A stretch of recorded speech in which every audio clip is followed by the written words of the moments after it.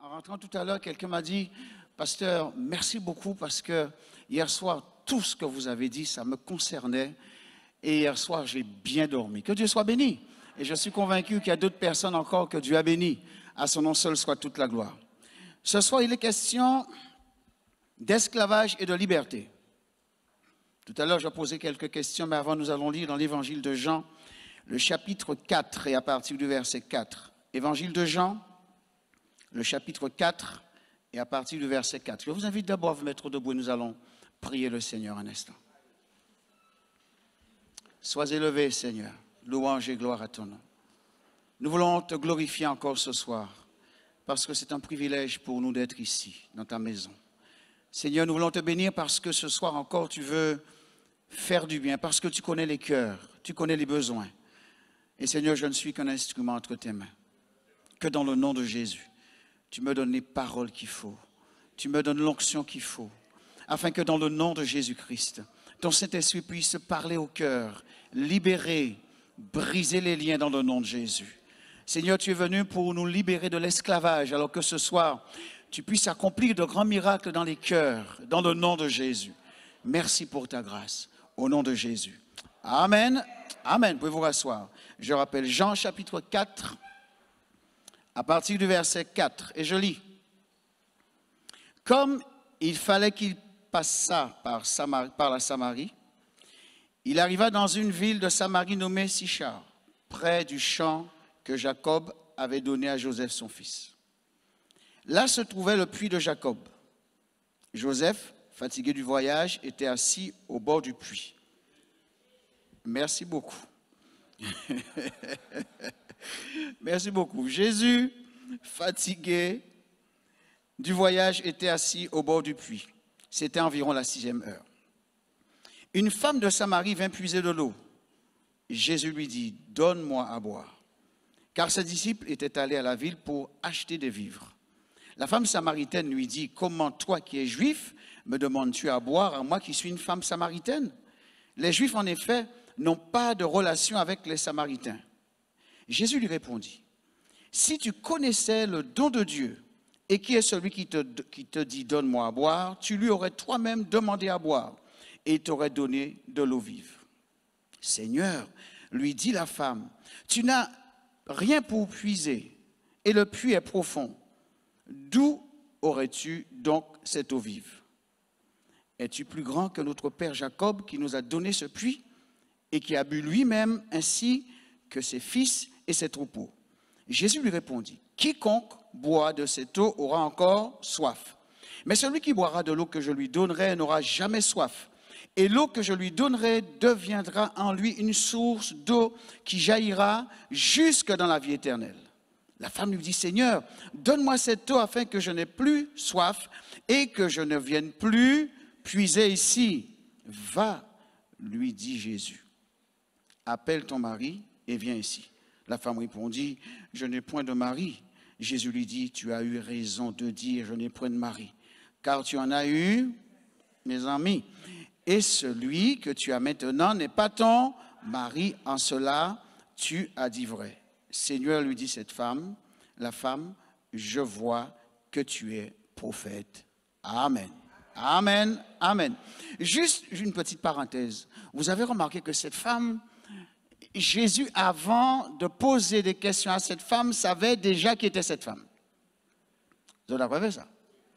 Mais nous constatons que malgré la connaissance qu'il a, parce que cette femme n'a pas une vie convenable, Jésus prend le temps de discuter avec cette femme. C'est pas beau ça?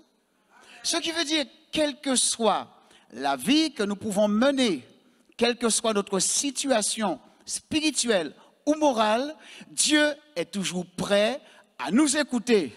Amen. Et ça, c'est quelque chose de formidable et d'extraordinaire. Par contre, esclave veut dire quoi? Esclave, c'est une personne qui est sous la puissance absolue d'un maître. Celui ou celle qui est privé de sa liberté. Personne qui, tout en étant de conditions libres, est dans un état de dépendance. Alors, je suis tenté de poser une question ce soir. Vous savez laquelle? Y a-t-il des esclaves dans la salle? Why. Que dis-moi, why? J'imagine vos ressentis et vos réponses. Vous allez dire, pasteur Harley, mais d'où venez-vous? Ola Osoti va plonger les regards dans les livres d'histoire depuis 1848. Nous libres. Et tu oses venir en 2019 nous parler d'esclavage. Nous sommes réellement libres, pasteur. Pas vrai ça? Vous pouvez dire amen. Pas ça? Et vous me direz, sous la République, chacun est libre de penser, d'agir et d'entreprendre. Je suis d'accord avec vous. Alors, je formule ma question autrement. Je n'ai pas envie de te gêner. Et je n'ai pas envie d'avoir de problème. Alors, ma question est la suivante. Y a-t-il des addicts dans la salle? Je dis, quand il veut, monsieur, là encore. Mais quand il veut, monsieur?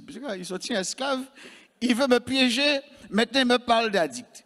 C'est quoi l'addiction? C'est dépendance très forte, dépossession, soumission, perte de sa maîtrise et de ses forces propres au profit d'un autre. Vous avez remarqué, c'est tout à fait pareil que l'esclavage? Alors je repose la question, y a-t-il des esclaves? Vous me direz non. Y a-t-il des addicts? Vous me direz non. Alors, comment reconnaît-on un addict? C'est Saint-Ia, hein? Écoutez bien. La liberté se limite-t-elle uniquement à l'arrêt des coups de fouet, d'injures, de cellules crasseuses? Non. Alors, prenez le temps d'écouter attentivement et vous entendrez encore les sifflements des coups de fouet, de l'injustice, de l'esclavage social et familial. C'est pas un esclavage ça? Hello. La précarité. En prenant le temps d'écouter attentivement, vous entendrez les soupirs désespérés d'un voisin esclave de la drogue et de l'alcool. C'est pas de l'esclavage? À côté de toi, peut-être ce soir, un homme, une femme, un jeune, un ado, esclave de passion silencieuse qui le ronge intérieurement. C'est pas de l'esclavage, ça? Prends le temps de regarder, vous verrez. Et la dérive d'une jeunesse esclave de ceux qui ont fait d'elle, à moins qu'elle est vraiment avec. Mais même si vous avez que senti l'odeur là. Vous ne pouvez pas prendre dire, je ne pas dit l'odeur parce qu'elle est sale. Comprenez bien quand je dire, la jeunesse en dérive aujourd'hui, même si tu es aveugle ou qu'à senti si l'odeur la fumée la remonter. Là, vous comprenez mieux. Donc nous sommes dans une réalité. Prends le temps d'observer, vous entendrez et ressentirez les problèmes conjugaux, douleurs de divorce, des enfants qui sont déchirés. C'est pas de l'esclavage ça? Hello. Aujourd'hui nous sommes tellement, la société est tellement individualiste. Je trace mon chemin. Dans ça, des fois, vous avez jamais remarqué des gens qui marchent. Je ne sais pas comment ils font. Peut-être ils ont un GPS. Ils ont un téléphone à main.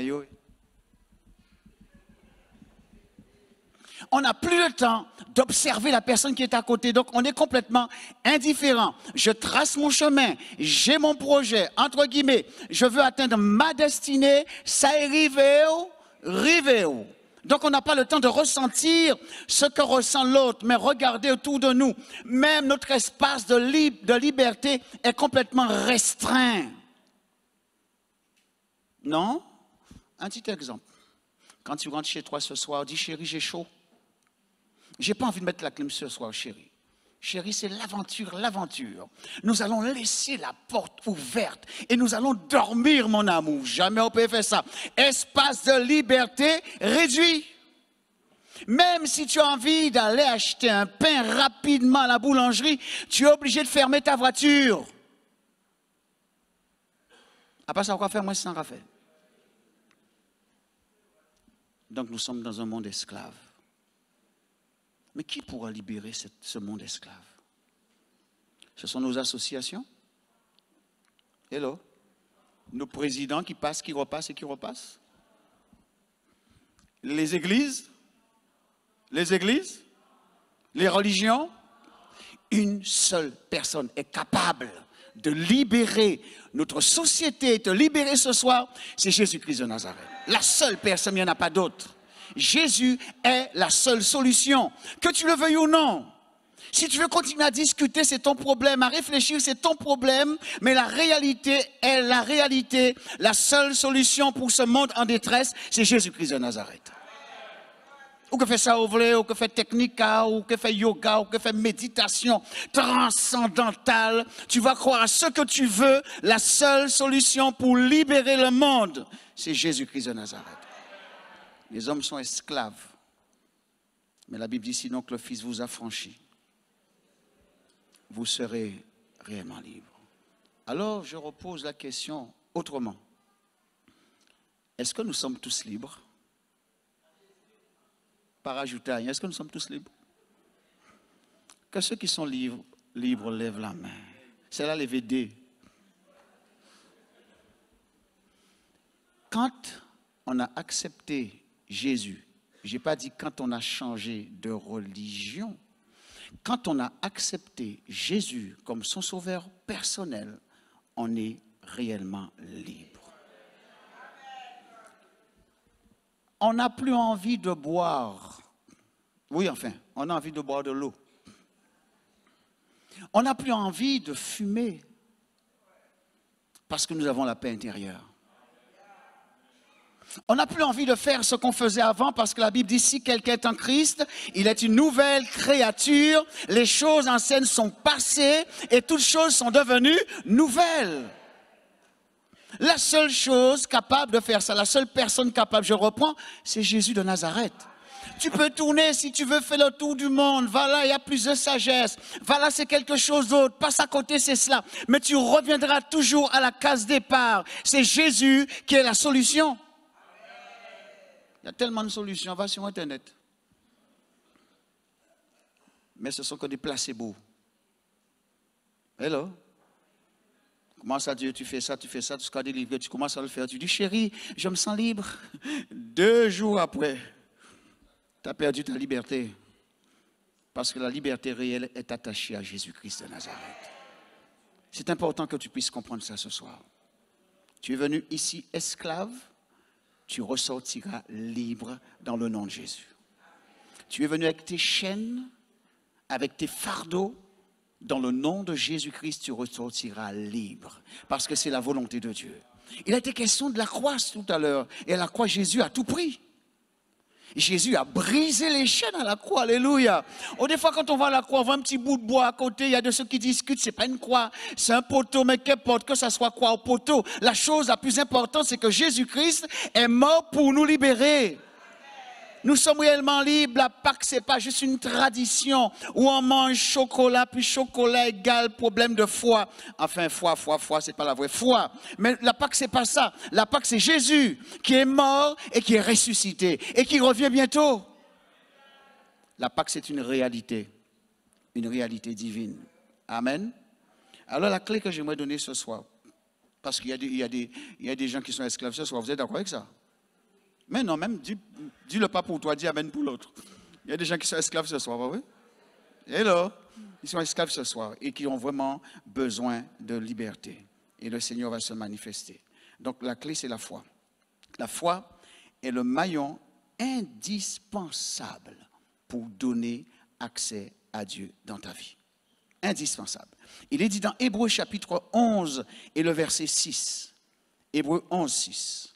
Or, sans la foi, il est impossible de lui être agréable. Il n'est pas dit, oh, sans ta vie de prière, ta vie de jeûne, sans tes pèlerinages. À part ça, il est tout simplement dit, sans la foi. La foi, c'est quoi? C'est une ferme assurance des choses qu'on espère et une démonstration de celles qu'on ne voit pas. Son origine, la foi vient d'où? Au supermarché? On achète ça à côté? Non, la foi vient de la parole de Dieu. Quand on ouvre son cœur pour écouter et entendre, il se passe quelque chose qu'on ne peut plus contrôler. Ça vous est déjà arrivé d'aimer une personne? Une basse pas qu'à aimer. T'es jamais arrivé, quand tu as rencontré ta femme pour la première fois ou ton mari, tu as ressenti quoi? Un chaud, un froid, pas vrai? Hello? Tu as senti ton cœur qui commence à battre. Il s'est passé quelque chose en toi que tu as eu du mal à contrôler. Tu as essayé de tirer le fouet à main, il n'y a pas de problème, ça glisse quand même. Parce qu'au fond de toi-même, il y avait une puissance, la puissance de l'amour. La foi, c'est la même chose. Quand ça te pénètre, tu ne peux plus rien contrôler. C'est le Saint-Esprit qui contrôle ta vie. Alors laisse la foi te pénétrer ce soir au travers de la parole de Dieu. Ne lis plus la parole de Dieu comme tu lis un franc-sentille. Ne lis plus la parole de Dieu comme tu lis un bouquin. Lis la parole de Dieu parce qu'elle est vivante. Elle apporte la vie. Beaucoup peuvent le témoigner ici. Des fois, on est triste. Des fois, on est malheureux. Des fois, on a même envie de partir. Je n'ai pas dit suicider, partir. Voilà, c'est plus, on a envie de partir. Et on tombe sur un texte biblique qui nous dit même si la bénédiction tarde. Alléluia. Attends-la parce qu'elle arrivera certainement dans le nom de Jésus. Alléluia. Oh, même si je rame, je sais d'une manière ou d'une autre, Dieu me permettra d'arriver au port. La foi, c'est quelque chose d'extraordinaire et c'est ça qu'il te faut. Tu paniques, tu es dans le doute, je dirais même que tu es à la dérive. Tu ne sais plus où aller, quoi faire. J'aimerais te dire, la seule solution, c'est de bien entendre. Ouvre tes oreilles pour entendre ce que Dieu veut te dire ce soir. Si tu crois, tu verras la gloire de Dieu. Alors, comment utiliser la clé de la foi pour vaincre l'impossibilité? Alors, revenons à notre histoire. Cette femme samaritaine avait besoin d'une délivrance. Elle avait besoin d'une bénédiction. Vous savez, quelquefois, on a besoin d'une délivrance sans même le savoir. On vit sa vie, on est habitué avec ce qu'on vit. C'est quelqu'un d'autre qui nous ouvre les yeux. C'est la parole de Dieu qui nous ouvre les yeux pour nous faire comprendre que nous avons besoin d'une délivrance. Et pour rentrer dans sa destinée, elle avait besoin d'une clé. C'est-à-dire qu'elle avait besoin de croire que Jésus-Christ est sa seule solution. Alors, que va-t-il se passer? La Bible nous dit qu'elle était d'abord esclave de sa religion. Je suis Guadeloupéen, même si mon nom c'est Ali, mais je suis Guadeloupéen, vrai Guadeloupéen même. Hein? Je suis Guadeloupéen. Et vous savez, nous les Guadeloupéens, nous avons tendance à dire, moi, je ne quitterai jamais ma maman était dans la maman de ma maman, la maman de la maman de ma maman était dans la religion. Je ne quitterai jamais ma religion, je mourrai dans ma religion, parce que c'est comme ça fonctionne de génération en génération. Mais heureusement que quand nous entendons la parole de Dieu, la religion disparaît, alléluia, pour laisser la place à la vérité. Et cette femme était esclave de sa religion. Elle dit ceci au verset 20. Nos pères ont adoré sur cette montagne. Et vous, vous dites qu'il faut aller à Jérusalem. Mais non, mais il y a un problème. Si nos pères l'ont fait, si ceux qui étaient avant l'ont fait, ils ont existé, qu'est-ce que vous êtes? C'est comme si on me dit, mais attends, il y a telle religion qui est là depuis longtemps, c'est la religion officielle, vous venez avec notre religion, mais qu'est-ce que ça va changer? Mais non, mais arrêtez, tous ceux qui étaient avant sont passés, ils sont morts, ils existent encore dans le cimetière. La seule chose, c'est qu'ils n'ont pas d'espoir. Mais tous ceux qui sont morts en Jésus-Christ ont l'assurance de vivre leur éternité avec Dieu. C'est ce qui fait toute la différence. Avec ou sans religion, avec ou sans Dieu, nous mourrons tous, pas vrai? Tu peux faire ce que tu veux, tu mourras comme tout le monde. Je dis souvent, tu peux faire régime, tu mourras comme tout le monde. Tu peux commencer à manger, tu dis je suis végan, pas à manger viande encore, pas à manger viande cochon, viande bœuf, ok, mort, quand même. La différence, c'est qu'il faut bien mourir. Et pour mourir convenablement, il faut qu'il y ait Jésus-Christ dans ta vie. Parce qu'après la vie présente, là, il y a une vie future, soit avec Dieu, soit sans Dieu. Et c'est pour ça que tu as besoin de la clé de la foi pour comprendre ces choses. Donc cette femme est dans sa religion. Elle avait une connaissance spirituelle. Ensuite, mais qu'a-t-elle trouvé dans le puits de la religion? Parce qu'elle allait au puits tout le temps. C'est une belle image, hein? Voyez pas seulement l'image de l'eau, c'est que constamment, elle devait retourner pour aller prendre de l'eau. Insatisfaction, elle revient, insatisfaction, elle revient.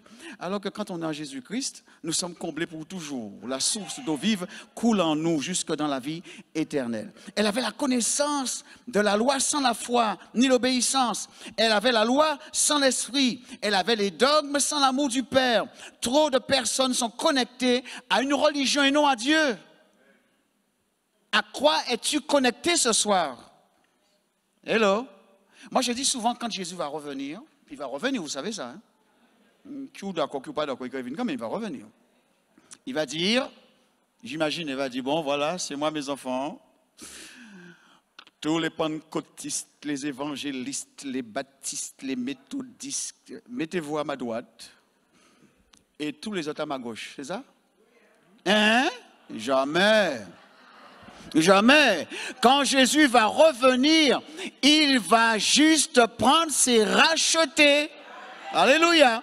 Il prendra juste les hommes et les femmes qui l'ont accepté comme son sauveur, leur sauveur personnel.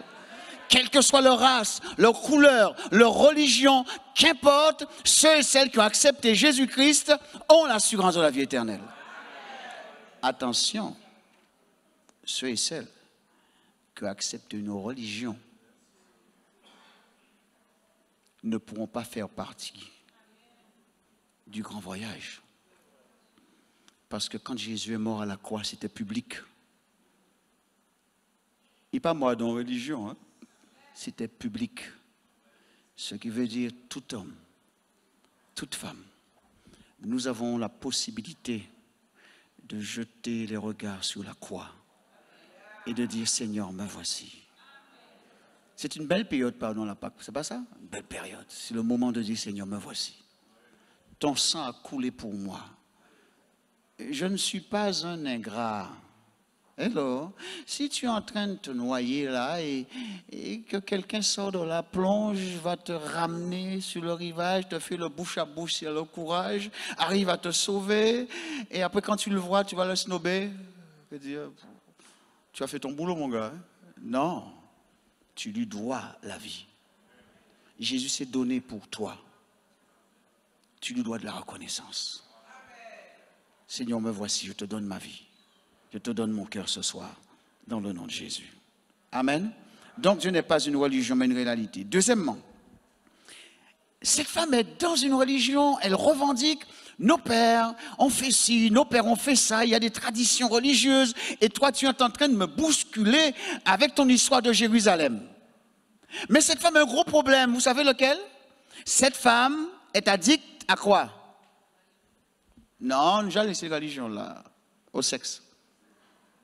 Ah, pas ça la Bible dit? C'est pas moi qui l'ai dit, hein? Bon, je vais enlever le satogène. Elle avait plusieurs maris, voilà. C'est peut-être ça, ça passe mieux comme ça. Elle avait plusieurs maris, elle en a eu 5. Elle est dans une religion, vous comprenez ce que je veux dire? Elle parle de Dieu, elle parle de cela. Nous avons adoré ici, mais elle adorait qui vraiment? Certaines religions permettent à certaines personnes de faire tout et n'importe quoi. Mais quand on est avec Jésus, le Saint-Esprit nous éclaire, l'homme fait ce que Dieu lui demande de faire. Cette femme, elle avait 5 maris. Et Jésus lui dit, appelle ton mari. Mais Jésus savait déjà. Vous êtes d'accord avec ça? Appelle ton mari, va le chercher. Mais elle a été honnête, parce que la vérité a touché son cœur. Quand la vérité nous touche, on est honnête. Elle dit que le mari que j'ai là, excuse-moi de te le dire, mais ce n'est pas moi. C'est celui de la voisine. Vous comprenez ce que je veux dire? Peut-être ce soir aussi, Dieu te dit à toi là. Est-ce que le mari que tu as, l'homme que tu as maintenant, c'est vraiment ton homme? Bon, dis-moi en silence total. Est-ce que la femme que tu as maintenant là, est-ce que c'est vraiment ta femme? Hello, réfléchis. C'est important ça. Parce qu'on parle de religion, on parle d'espérance, vie éternelle, on parle de la croix, on parle de Pâques, on fête Pâques, mais en même temps on vit comme on veut. Donc quand Dieu parle, il ne parle jamais en vain. Ce qu'il y a ici dans cette salle, serait-ce une personne, tu dois remettre à la voisine son mari. Hello. Ah, pas ça? C'est pas ça la vérité? Tu ne peux pas dire que tu aimes Dieu et vivre dans le péché. Tu ne peux pas dire que tu espères quelque chose de Dieu alors que tu vis dans le péché, alors que ta vie sentimentale est complètement déréglée. Tu es esclave. Dieu veut te libérer ce soir dans le nom de Jésus. On a peur de parler de ça, pas vrai? Parce que c'est bitin qui est en cachette, pour le monde pas savent. Pas aimer parler de ça. Mais ce soir, Dieu est en train d'enlever le voile. Bon, écoute-moi, reste sage, ne bouge pas, concentre-toi, regarde-moi pour que personne ne puisse détecter qu'il s'agit de toi, s'il te plaît. C'est une histoire entre toi et Dieu tout seul. Dieu est en train de te parler maintenant. Le corps qui t'a donné doit être l'habitation du Saint-Esprit. Et pour que ton corps soit l'habitation du Saint-Esprit, tu dois te séparer de ce qui ne t'appartient pas. Et toi, jeune homme aussi. Hello, jeune homme, ça va? Jeune homme, ça va? Jeune fille, ça va? Ne me regarde pas parce que les gens qui disent regardez-moi. Ne me regarde pas. Dieu veut que ce soir tu prennes une décision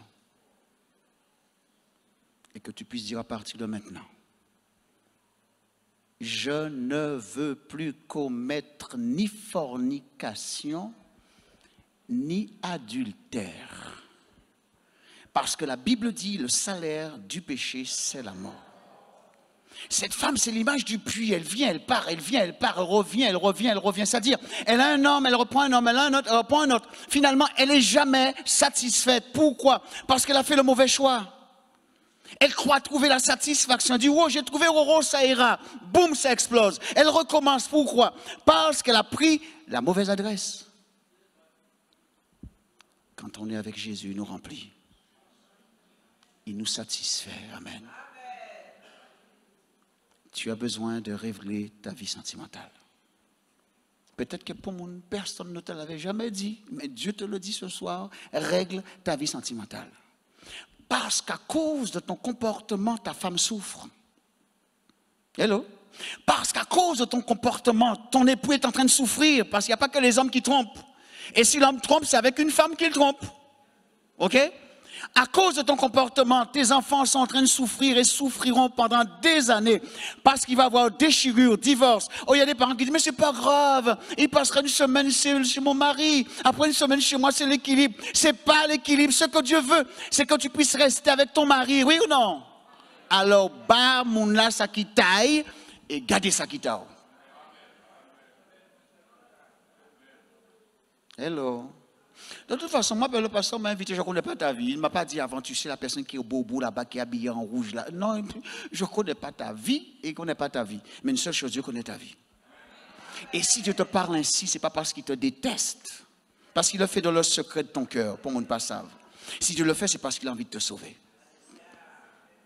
Prends la décision ce soir. Change de vie, change de mentalité. Et là, tu vas te rendre compte, comme cette femme, qu'à partir du moment que tu vas t'accorder avec Dieu, tu ressentiras immédiatement une satisfaction. Immédiatement. Ah, pas vrai ça? C'est pas du style, bon, ben, je vais essayer de voir ce que j'ai fait. Vous savez, une femme m'a dit, pasteur, je veux accepter Jésus-Christ comme sauveur personnel. J'ai dit, waouh, c'est formidable ça. Elle m'a dit, mais pasteur, tu sais, ça va être dur, hein, pasteur, hein, parce qu'il faut donner à manger aux enfants, pasteur. Tu sais, pasteur, je ne travaille pas, il faut me comprendre, et Dieu me comprend, pasteur. Hein. Alors, attends, en attendant, je vais continuer à vivre. Mais quand Dieu nous demande de faire quelque chose, quand il a un projet, Dieu a un budget. Ah, pas vrai ça? Hein? Si Dieu demande de quitter, c'est qu'il a déjà préparé quelque chose d'autre. Jésus ne serait pas venu voir cette femme samaritaine pour lui parler ainsi et la laisser comme ça. Quand Dieu nous donne quelque chose, il donne de l'espérance. Dieu a déjà prévu ton avenir. Je reprends ce texte car je connais les projets que j'ai formés sur vous. Projets de paix et non de malheur afin de vous donner. Alléluia. Fais confiance à Dieu. J'aimerais te dire une petite chose entre toi et moi. Les autres, n'écoutez pas, ce n'est pas votre problème, entre toi et moi. J'aimerais te dire que l'aventure que tu as en ce moment-là, ça n'ira pas loin. Tu as entendu? Hello? Vous savez, j'ai parlé avec quelqu'un l'autre jour, et la personne me dit, ah, pasteur, j'ai trouvé un homme comme je n'ai jamais trouvé. Il est gentil, oh, il est gentil, il est chou. Tous les hommes sont gentils, sont choux et sont mignons au départ. Bon, il y a de ceux qui restent chou et gentils, hein, là, il y en a qui restent. Mais en général, au début, je t'aime, I love you, je t'emmènerai jusqu'au âge, tu sais, je t'aime beaucoup, j'aime ton style, j'aime ton machin, ton ceci. Et après consommation,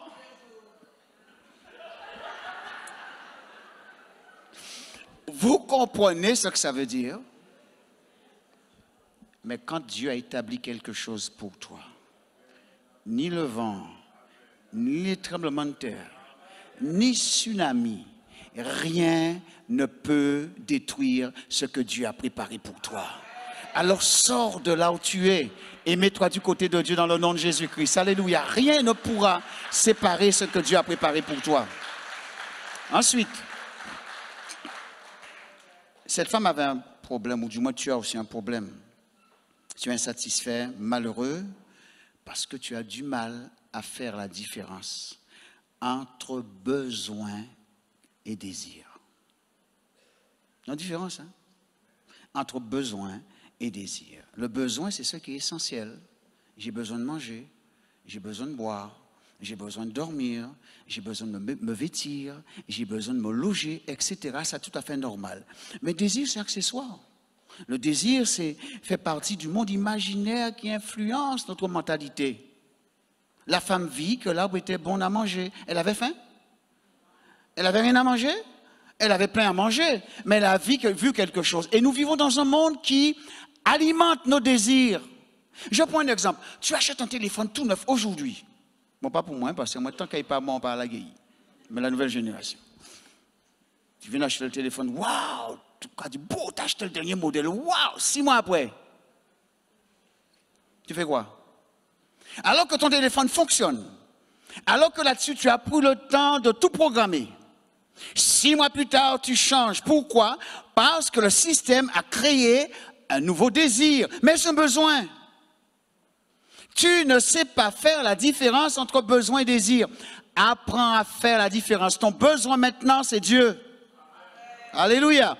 Ton besoin maintenant, c'est l'équilibre sentimental. Ton besoin maintenant, c'est un changement radical. Et ce changement, Dieu peut l'opérer ce soir. Amen. Le désir n'est pas soumis aux besoins et conduit à l'insatisfaction, addiction, dépendance, esclavage. Le désir insoumis conduit au désordre moral et spirituel, l'individualisme, la cruauté, la trahison, le mensonge, etc. Parce que dans cette salle, il y a des menteurs, pas vrai? Il n'y a que 3 personnes seulement qui disent Amen. Il a dit souvent, il y a des menteurs menteurs, il y a des menteurs menteurs, il y a des menteurs pas menteurs, il y a des menteurs sanctifiés, il y a des menteurs justifiés. Il y a toutes sortes de qualités de menteurs. Mais Dieu, ce qu'il est là aussi pour pardonner les menteurs. Amen. Et à cause de ton mensonge, écoute-moi bien, à cause de ton mensonge, tu es dans un grand problème en ce moment. À cause de ton mensonge. Mais Dieu veut te pardonner. Amen. Il est celui qui pardonne et il est celui qui restaure. Alors, la question c'est comment va-t-elle retrouver la délivrance? Alors Jésus va utiliser une parole pour créer en elle un besoin, un vrai besoin. Jésus dit au verset 14, « Mais celui qui boira dans l'eau que je lui donnerai n'aura jamais soif.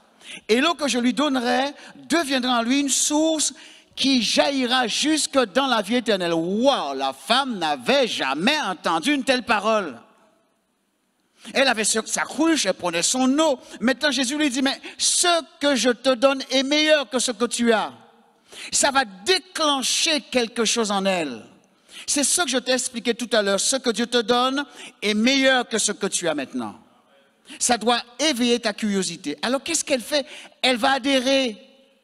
Elle dit, parce que la foi a pris naissance, elle dit au verset 15, « Seigneur, donne-moi cette eau. » Écoutez bien la suite. « Afin que je n'ai plus soif et que je ne vienne plus puiser ici. » Attends, mais si elle a plus soif qu'elle est morte quand même. Vous comprenez ça? Il y a quand même une bonne partie spirituelle dedans. Quand Dieu me désaltère, je n'ai plus soif des choses du monde. Vous comprenez ça? Quand Dieu me désaltère, je n'ai plus envie d'aller boire de l'eau polluée, de l'adultère, du mensonge, de la fornication, de l'homosexualité, etc. Je n'ai plus envie parce que je suis désaltéré. Je prends un exemple, écoutez-moi bien. À midi, tu as bien mangé. Enfin, c'est un exemple, peut-être que tu n'as pas encore mangé, enfin bref, tu as bien mangé. Ton ventre est bien rempli, bien calé. Ton voisin jusqu'à côté est en train de faire griller des gambas. Ça sent bon. Mais tu n'as pas sans fenêtre, tu as vu l'année. Est-ce que tu as envie d'aller voir le voisin pour dire, voisin, donne-moi 2 gambas s'il te plaît parce que j'ai faim? Ou tu as fait quand même? Non. Pourquoi? Parce que ton ventre est rempli. Quand Dieu remplit la vie d'un homme, parce qu'il est dit, votre corps est le temple du Saint-Esprit. Quand Dieu remplit la vie d'un homme, ou d'une femme, ou d'un jeune, ou d'un ado, il n'a plus envie d'aller dans l'eau boueuse, parce qu'il a reçu le meilleur. Est-ce que nous pouvons dire un bel amen pour ça? Parce qu'il a reçu le meilleur. Laisse Dieu pénétrer ton cœur. Jeune femme, laisse Dieu remplir ta vie. Laisse Dieu combler le vide que tu as en toi. Rien d'autre ne pourra combler ce vide. Ça qui est comblé pour des jours, mais troisième jour, il faut recommencer. Laisse Dieu, il frappe à la porte de ton cœur maintenant. Il te dit, me voici. Je voudrais t'accompagner. Je voudrais être avec toi. Je voudrais te satisfaire. Alors, permets à Dieu de rentrer dans ton cœur maintenant. Je redis ce que j'ai dit au départ. Ne permets pas à la religion d'entrer, s'il te plaît. Mais permets à Dieu d'entrer. Cette femme avait la religion, mais elle avait encore soif. Permets à Dieu d'entrer ce soir. Dieu sait ce que tu désires. On m'a dit, couteau seulement qui savent quelqu'un dit devant agir au monde. Dieu sait ce qui t'empêche de vivre, ce qui t'empêche d'avancer, ce qui t'empêche de t'épanouir. Il le sait. Ce soir, il veut te remplir pour qu'à partir de maintenant, ta vie soit entièrement différente. Amen. Ensuite, cette femme va accepter de marcher dans la vérité. Verset 17. La femme répondit, je n'ai point de mari. Jésus lui dit, tu as eu raison de dire que tu n'as point de mari. Ça veut dire à partir de maintenant, moi je crois que cette femme, ça c'est moi, je n'étais pas là. Hein? Mais je crois que quand la femme est rentrée chez elle, vous savez ce qu'elle a fait? Vous savez ce qu'elle a fait? Elle a lui dit, oh, viens voir s'il te plaît, à partir de maintenant tu déménages. Oh, a dû dire, mais chérie, mais pas maintenant, parce que j'ai ma valise, ils mettent toute bitade. Et on dit, à partir de maintenant, dehors, parce que j'ai trouvé la vérité. Quand Dieu parle, quand on a accepté la foi, on marche dans la foi. On marche par la foi. On vit par la foi. Et on lui fait confiance. C'est ce qu'il te faut faire. Et si Dieu n'a pas parlé à ton cœur, pas dit Bougadero, hein? Est-ce que tu m'as compris? Mais si réellement ce soir, Dieu a parlé à ton cœur, tu as compris ce que Dieu a voulu te dire, prends ta décision. Amen. Prends ta décision, comme j'ai dit hier soir, sans préavis. Ne dis pas, je vais attendre, voir ce qui va se passer, si réellement ce que j'ai entendu ce soir, c'est la vérité. Non, si réellement tu as compris ce que Dieu veut, prends ta décision ce soir. Amen. Et si panique côté pour y aller, payons chambre d'hôtel pour recevoir la veille. Mais prends ta décision. Parce que tu as envie de sauver ta vie. Tu as envie de passer ton éternité avec Dieu. Ensuite, je terminerai par là. Elle va influencer son environnement. Quand on est dans la vérité, et bien finalement, on rayonne la vérité. Amen. Vous savez, moi, je suis noir, je suis black. Même si je vais en France, même s'il fait froid, même si à l'hiver, je serai toujours... Amen. C'est pas la vérité? Quand on est chrétien, Quand on a reçu Jésus-Christ, quelle que soit la situation là où on est toujours chrétien. Vous êtes là. Cette femme rentre chez elle. Alors la femme, verset 28. Ayant laissé sa couche. Mes amis, la femme est venue chercher de l'eau, la femme laisse. Attends, mais comment elle fait? Vous comprenez? Essayez de comprendre l'image spirituelle. Elle a besoin de l'eau pour vivre. Est-ce que vous comprenez bien ça? Elle a besoin de l'eau pour vivre. Mais Dieu met l'accent, c'est-à-dire une fois qu'on a rencontré Jésus-Christ, on abandonne quelque chose. On ne peut pas suivre Dieu si on n'abandonne pas quelque chose. Il n'y a pas de compromis. Elle abandonne quelque chose et pourtant c'est quelque chose qui était essentiel. Elle a besoin de l'eau pour vivre, mais elle abandonne sa cruche. Et la Bible nous dit, elle s'en va dans la ville et dit aux gens, venez voir un homme qui m'a dit tout ce que j'ai fait. Ne serait-ce pas le Christ? C'est beau ça quand même, non? Hello, c'est pas beau ça? La femme, sa vie a complètement changé. Et le fait qu'elle se soit connectée à Jésus-Christ, comprenez ce que je dis, on n'oublie pas tout, hein? Mais le fait qu'elle soit connectée à Jésus-Christ, elle s'est connectée à tout ce qui est essentiel. Et le superflu pour elle ne devient plus une priorité. Vous comprenez? Elle s'est attachée aux besoins et non aux désirs. Christ est son besoin. Elle a tout abandonné. Est-ce que tu es prêt ce soir à tout abandonner? Abandonner tout ce qui t'empêche d'accéder à ta destinée. Est-ce que tu es prêt ce soir? Est-ce que tu es prêt ce soir, bien sûr, à dire, Seigneur, tu vois, je suis dans une situation difficile. Ce que tu me demandes ce soir, c'est difficile d'accomplir. Mais je veux te faire confiance. Je veux que tu rentres dans ma vie, que tu sois dans ma maison et que tu me donnes l'énergie, l'autorité nécessaire pour accomplir ta volonté. Oui, il le fera. Mais tout dépend de toi ce soir. C'est ta décision. Dieu te cherche ce soir. Dieu est ici ce soir. Dieu cherche une brebis égarée. Il s'est arrêté dans cette ville pour une femme. Jésus était capable de trouver de l'eau ailleurs, vous êtes d'accord avec moi? Jésus, c'est le roi des rois, le Seigneur, c'est le Seigneur. Il était capable de se nourrir autrement. Mais il s'est arrêté près du puits pour une seule personne. Jésus s'arrête ce soir pour toi. Et tu n'es pas là par hasard. Alors comme cette femme, libère-toi, livre-toi. Ne résiste pas parce que tu as entendu sa voix ce soir. Saisis par la foi ce que tu as entendu. Même si tu ne sais pas comment ça va se passer demain. Demain appartient à Dieu.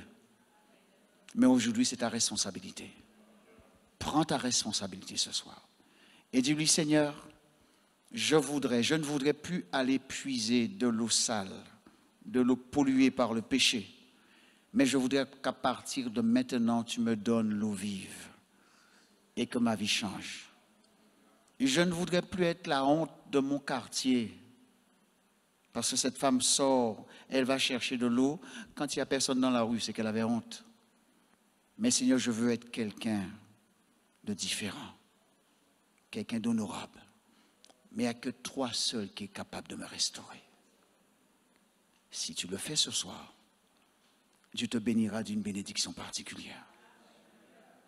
Cette femme en parlant avec Jésus a oublié les règles, les coutumes, elle a mis tout ça de côté. La seule chose qu'elle voulait, c'est un changement. Et je crois que tu as besoin d'un changement. Tu veux d'un changement ce soir. Et Dieu va établir ce changement en toi, dans le nom de Jésus. Je voudrais prier avec toi ce soir. Réclamer la grâce de Dieu. Réclamer une bénédiction particulière sur ta vie. Permettre au Seigneur de venir te toucher d'une façon particulière. Je vous invite à vous mettre debout, s'il vous plaît.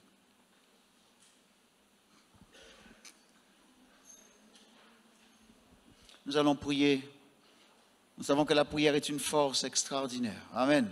C'est un outil formidable que Dieu nous a donné. Quand on prie, on s'adresse à Dieu. dans le nom de Jésus. Et quand on s'adresse à Dieu, Dieu nous écoute, il nous entend. Et puisque nous savons qu'il nous entend, alors Dieu se met en mouvement, amen, et commence à nous bénir. Nous allons prier dans ce sens. Je ne voudrais pas que tu sois gêné ce soir, mais c'est important que tu puisses le faire. Cette femme n'a pas été voir Dieu en cachette, Jésus en cachette. Elle l'a fait en public parce qu'elle a voulu de sa liberté. Et nous allons garder les yeux fermés, s'il vous plaît. Et c'est juste pour permettre à ceux qui voudraient ce soir faire ce geste, que cette personne puisse faire le geste librement. Il y a dans cette salle certaines personnes qui voudraient ce soir dire, Seigneur, je reconnais ma vie par rapport à cette femme. Je reconnais que je suis addict peut-être à la drogue, ou autre chose, au sexe, je ne sais quoi. Et je reconnais que tu es venu pour me libérer, Seigneur, pas pour me juger, pas pour me mépriser. J'ai compris ce soir que tu m'aimes tel que je suis et que tu prends le temps de m'écouter. Alors au fond de mon cœur, je te dis maintenant, me voici, Seigneur. Il n'y a que toi seul qui es capable de briser mes chaînes, briser mes liens. Je voudrais qu'à partir de maintenant, que mon corps soit le temple du Saint-Esprit. Je ne veux plus que mon corps soit juste un instrument de plaisir, mais je veux que mon corps puisse te glorifier. Alors je vais prier avec toi. Je demanderai à ceux qui voudraient faire cette démarche ce soir de lever la main, s'il vous plaît. Levez votre main. Levez la main, ceux qui voudraient ce soir faire cette démarche. N'ayez pas honte. Levez la main, on va prier avec vous. Tous ceux ce soir qui voudraient dire, Seigneur, me voici. Je veux un changement dans ma vie. Il y a encore d'autres personnes dans la salle qui résistent. Il y a des jeunes, il y a des ados qui ont besoin d'une grâce de Dieu, qui ont besoin d'une bénédiction, qui ont besoin d'une délivrance. Je rappelle, ce n'est pas une question de religion, mais c'est une question de relation entre toi et Dieu. Donc, levez bien la main, qu'on puisse voir vos mains, et nous allons prier avec vous dans le nom de Jésus. Il y a encore d'autres personnes qui veulent lever la main. Nous allons prier avec vous. Nous allons réclamer la grâce de Dieu. Ce soir, vous allez rester à votre place. Je ne vais pas vous demander de venir devant, vous allez rester à votre place, parce que Dieu vous voit là où vous êtes. Il est capable de vous toucher, il est capable de vous bénir. Amen. Avant de prier, est-il quelqu'un d'autre qui voudrait lever la main? Je dis, me voici ce soir. Je voudrais. Je sais qu'il y a une hésitation, on a envie de le faire. Quand on dit, mais quand on fait l'aise, quand on fait bien, mais permettez-moi l'expression, quand on va voir le quimboiseur, on ne se pose pas de questions. On le fait naturellement. Et quand c'est pour Dieu, on hésite, on réfléchit, alors que c'est le roi des rois, le Seigneur des seigneurs, alors que c'est lui le libérateur. C'est important de lui faire confiance ce soir. Amen. Alors, lève ta main et nous allons prier avec toi dans le nom de Jésus. Amen. Prions le Seigneur ensemble. Merci pour ta grâce, Seigneur. Merci pour ceux qui ont levé la main ce soir et qui ont besoin de toi. Je prie dans le nom de Jésus-Christ que tu puisses les libérer, briser leurs chaînes.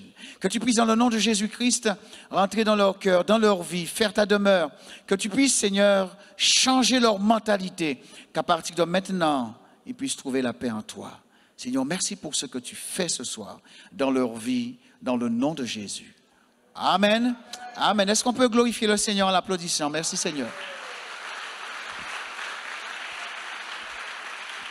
Pouvez-vous asseoir? Je laisse